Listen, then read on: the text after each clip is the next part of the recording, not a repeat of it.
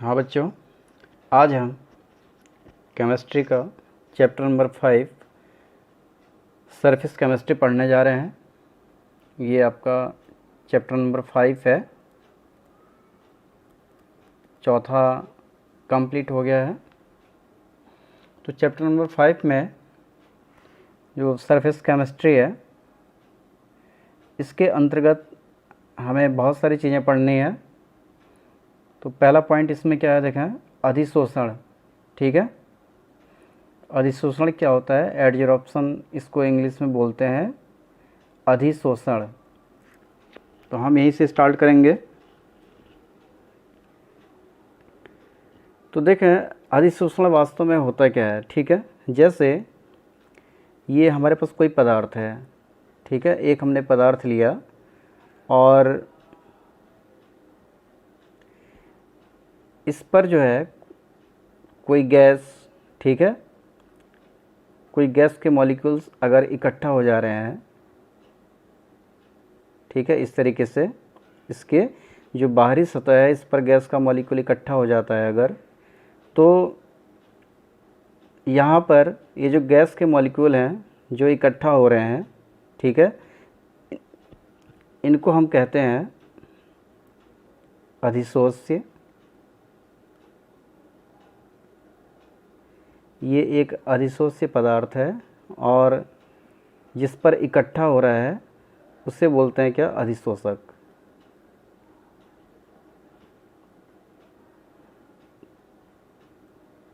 अधिशोषक।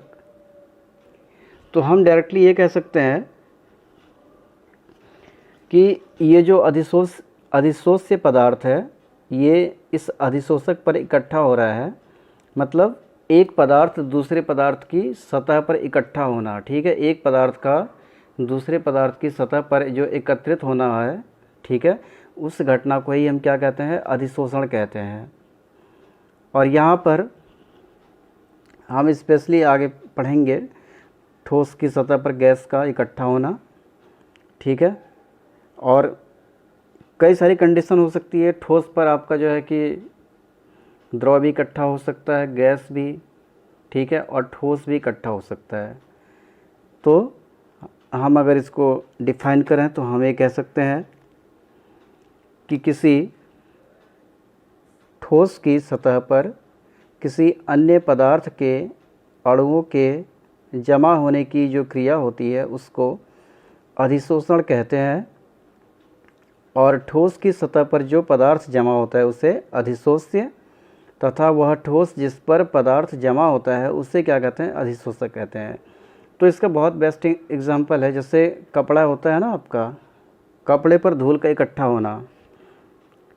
अगर कोई कपड़ा है आपके घर में, बहुत दिनों से वैसे ही पड़ा है, तो जब आप उसको झाड़ते हैं तो उसमें से धूल इकट्ठा हो जाती है।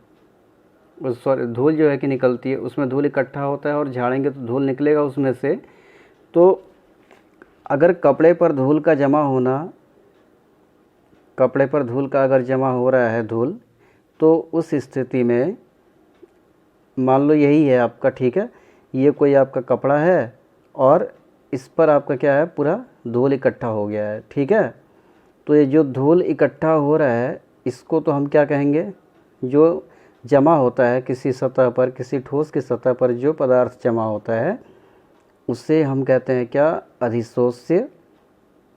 और जिस पर जमा हो रहा है, ये कपड़ा है, ठीक है, ये मान लीजिए हमारा क्या है? कपड़ा है, ठीक है, और ये जो पार्टिकल्स हैं धूल के कण है, ये धूल के कण है जो इस कपड़े पर इकट्ठा हो रहे हैं। तो ये जो धूल के कण है इनको तो हमने अधिशोष्य बोल दिया, और ये जो कपड़ा है ये आपका क्या कहलाएगा? अधिशोषक। ठीक है, तो दो चीज़ें देखिए आपने इसमें। पहला तो अधिशोषण किसे कहते हैं? किसी एक ठोस की सतह पर दूसरे पदार्थ का इकट्ठा होना, और वह पदार्थ जो है आपका ठोस, द्रव, गैस कोई भी हो सकता है। तो जब किसी एक पदार्थ की सतह पर दूसरा पदार्थ इकट्ठा होता है या जमा होता है तो इस क्रिया को हम क्या कहते हैं? अधिशोषण कहते हैं। और ठोस की सतह पर जो पदार्थ आपका इकट्ठा होता है उसको हम क्या कहते हैं, अधिशोष्य कहते हैं।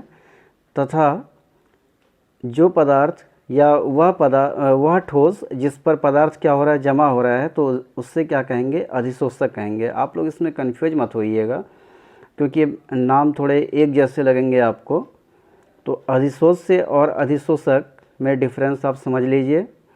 अधिशोष्य क्या होता है, जो पदार्थ आपका जमा होता है, ठीक है। जैसे कपड़े पर धूल का इकट्ठा होना अगर हम बात करें तो जो धूल के कण है वो आपके अधिशोष्य कहलाएंगे, क्योंकि कपड़े पर कौन जमा हो रहा है, आपका धूल, ठीक है।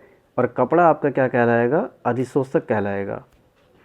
तो ऐसे ही आपका स्याही के जो मॉलिक्यूल्स हैं उनका चौक पर एकत्रित होना, ठीक है, ये भी आपका क्या है, एक अधिशोषण प्रक्रिया है। आगे अभी हम समझेंगे इसको। चलिए इसके बाद अगला क्या है आपका, विशोषण। तो देखो विशोषण क्या होता है, जस्ट जो है इसकी उल्टी प्रक्रिया, ठीक है। अधिशोषण में क्या होता है, आपका एक ठोस की सतह पर दूसरे पदार्थ का जो इकट्ठा होना होता है उसको हम क्या कहते हैं, अधिशोषण कहते हैं।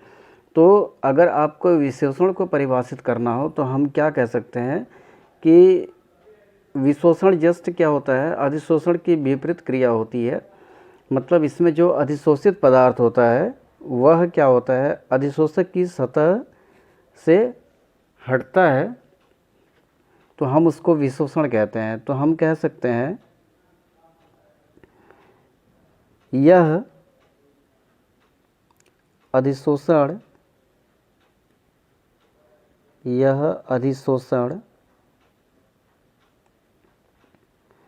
की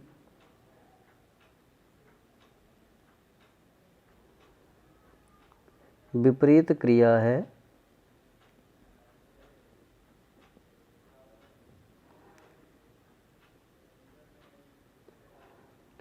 अतः हम कह सकते हैं, अतः क्या कह सकते हैं हम कि अधिशोषित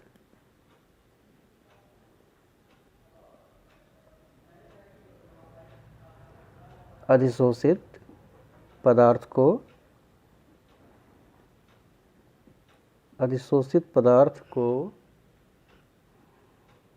अधिशोषक की सतह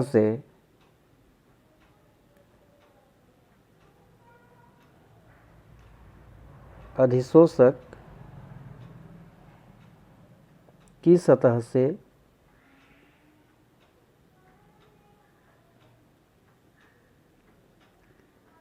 हटाने की क्रिया जो होती है आपकी, हटाने की क्रिया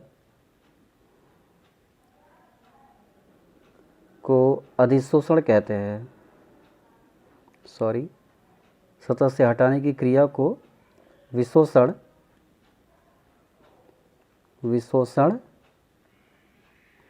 कहते हैं।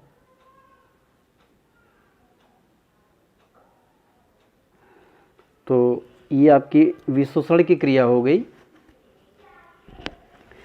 कि अगर जस्ट अपोजिट है, मान लीजिए आपने हम अगर वही लें कि कपड़े पर धूल अगर इकट्ठा हो रहा है, ठीक है, तब तो आपका वहाँ पर क्या हो रहा है, अधिशोषण हो रहा है। लेकिन अगर आप धूल को हटा दे रहे हैं, ठीक है, कपड़े से धूल को अगर हटाया जाता है तो वह क्रिया क्या कहलाती है, आपकी विशोषण कहलाती है। अब इसके बाद देखिए अगला जो टॉपिक है हमारा वो है अवशोषण। आपने अधिशोषण इससे पहले पढ़ा, अधिशोषण के बाद विशोषण हो गया, फिर आपका लास्ट ये अगला जो चल रहा है आपका अवशोषण है।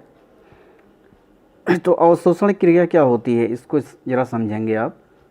इसमें क्या होता है, जो अवशोषित पदार्थ होता है, ठीक है, उसके जो मॉलिक्यूल्स होते हैं वो अवशोषक की सतह और उसके संपूर्ण स्थूल का मतलब हुआ अंदर तक समान रूप से वितरित हो जाते हैं। उसको हम उस क्रिया को हम क्या कहते हैं, अवशोषण कहते हैं। तो इसका देखिए सबसे आसान उपाय, जो आसान उदाहरण है, ठीक है, वो क्या है, सूखता कागज़ को पानी में डालने पर पानी अंदर तक पहुंच जाता है। जैसे फोम होता है ना आपका, ठीक है, अगर उसको पानी में डालेंगे तो अंदर तक पानी उसके पहुंच जाता है। तो ये एक इसका उदाहरण हो गया। अब ज़रा हम एक बात करते हैं, क्या ये जो अधिशोषण था हमारा, ठीक है, अधिशोषण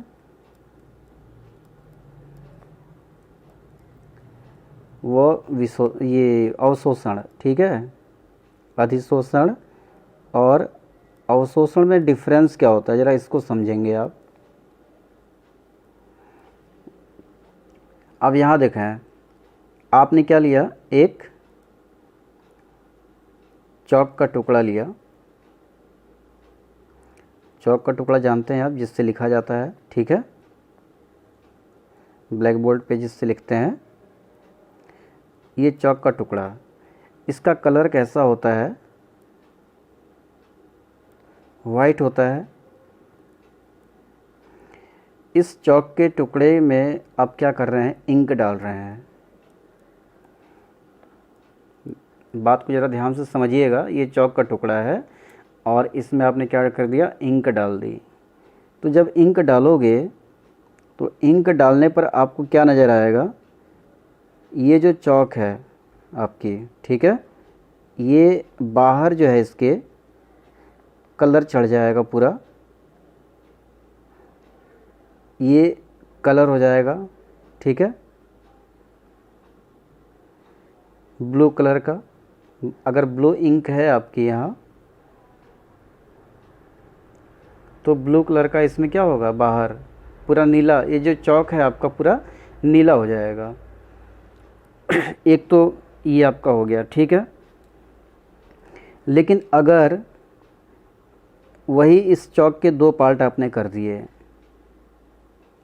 ठीक है, चौक वही है, एक पार्ट ये हो गया इसका और दूसरा पार्ट ये है। इस चौक के आपने दो पार्ट जब कर दिए, कलर इसमें अभी भी क्या है, नीला है, ठीक है, इसमें भी नीला है बाहर से, इसमें भी नीला है। तो जब इसके दो पार्ट्स आपने किए तो आपको क्या नज़र आएगा, दो पार्ट्स करने पर इसका जो ये वाला हिस्सा है, देखो, जब इसके दो हिस्से आपने कर दिए तो ये तो बाहर वाला जो है वो आपका क्या रहेगा, ब्लू रहेगा। लेकिन ये वाला जो परत है, ठीक है, इस साइड वाला, ये क्या हो जाएगा आपको, ये आपका क्या होगा, वाइट ही रहेगा। ये आप प्रैक्टिकली कर सकते हैं इसको। आपने चौक लिया, चौक को क्या करना है, आपको इंक में डुबो देना है, ठीक है।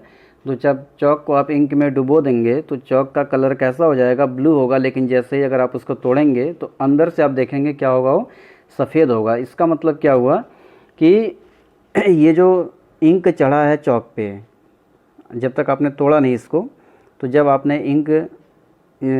इंक डाला, ठीक है, इस चौक में, तो इंक इसके ऊपर आ गया।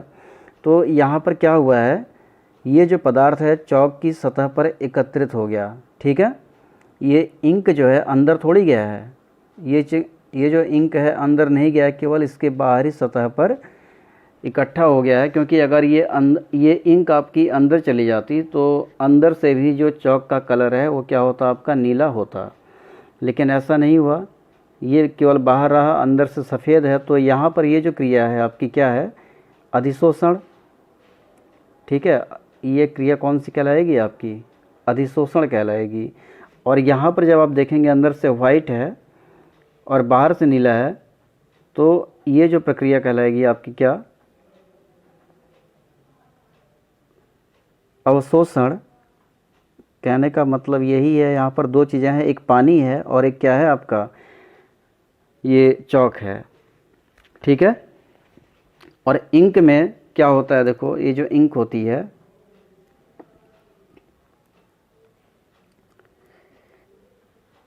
इंक में H2O होता है, जल, और डाई होता है, ठीक है। डाई मतलब रंजक होते हैं इसमें। अब ध्यान दें, आपने वही किया ना, इंक लिया आपने, इस इंक में आपको चौक का टुकड़ा डाल देना है, ठीक है। तो जब चौक का टुकड़ा आप इसमें डाल रहे हैं तो इस इंक में H2O और डाई ये दोनों हैं। तो डाई क्या होता है, चौक की बाहरी सतह पर इकट्ठा हो जाता है, जबकि ये जो वाटर है ये क्या होता है, अंदर तक चला जाता है, किसके, चौक के। तो यहाँ पर अगर दोनों चीज़ों को ले लें तो हम ये कह सकते हैं कि ये जो H2O होगा यहाँ पर, ठीक है, H2O क्या होगा, ये किसका काम करेगा, ये आपका काम करेगा अवशोषण का, क्योंकि ये अंदर तक पहुँच चुका है, ये अवशोषण का काम करेगा। और यहाँ पर जो आपका डाई है, ठीक है, वो किसका काम करेगा, अधिशोषण का। तो इस तरीके से आप डिफरेंस सब में समझ सकते हैं कि अधिशोषण क्या होता है, विशोषण किससे कहते हैं, और अवशोषण क्या होता है। तो इनका नोट्स आप लोग बना लीजिएगा, ठीक है। मैं इसका फ़ोटो भी आपको सेंड कर दूंगा। तो नोट्स आप लोग बनाते रहें, क्योंकि ये जो आपका चैप्टर है ये थ्योरेटिकल पोर्शन इसमें ज़्यादा है, थ्योरी ज़्यादा है इसमें, तो इसे हमें समझना ज़रूरी है। इसमें न्यूमेरिकल टाइप के ऐसा कुछ भी नहीं है, बस केवल आपको समझना है, और जब समझ लेंगे तो सारी चीज़ें आपको खुद ब खुद याद हो जाएंगी, ठीक है। रटने की कोशिश ना करें आप लोग, तो आपके लिए बेटर रहेगा। तो आज के लिए केवल इतना ही।